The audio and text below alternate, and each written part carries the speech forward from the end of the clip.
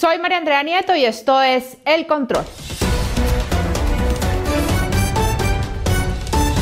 Hoy le haremos el control a un burro hablando de orejas. Sí, les hablo de una frase que produjo un estallido de risas y de burlas, no por lo chistosa, sino por lo cínica. En una entrevista para el periódico español El País, Juan Manuel Santos aseguró que en el terreno de la política la traición es la regla y no la excepción. Y que frente a ella, pues él vive tranquilo, pese a que ha sido traicionado muchas veces, que él no se ha dejado herir porque hace rato entendió que el poder saca lo peor de las personas.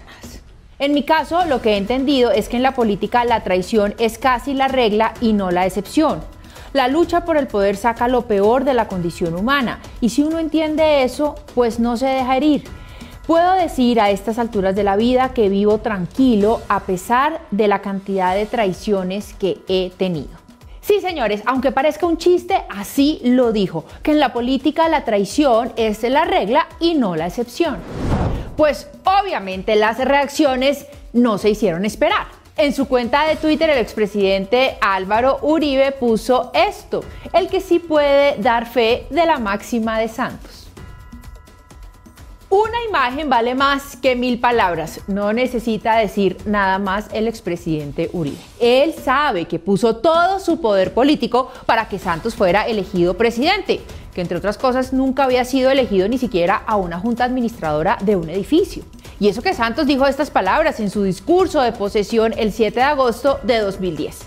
Quiero rendir también un tributo especial, un homenaje desde el fondo de mi corazón a un hombre que brillará en la historia como aquel que devolvió a los colombianos la esperanza en el mañana y la posibilidad de recorrer sin miedo nuestro hermoso país, el presidente Álvaro Uribe Vélez.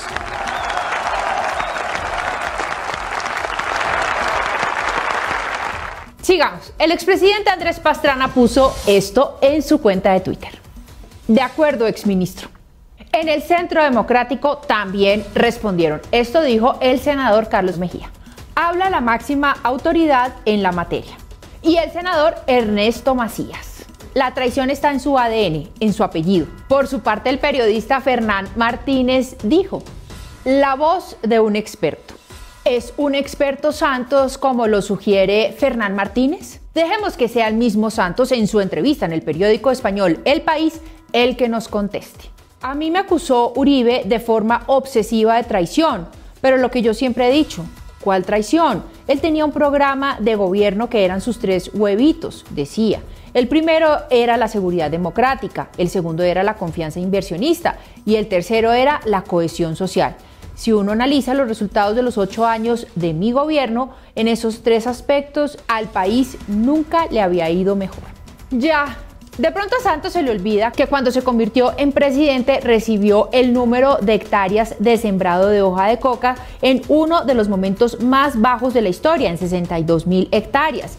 Luego en el 2011 pasaron a 64.000, logrando un mínimo histórico en el 2012.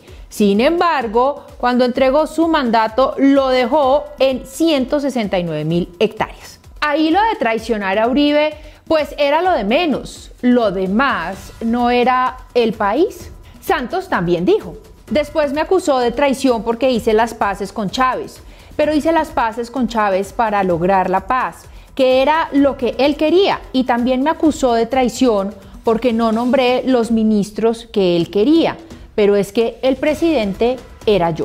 La paz, ya.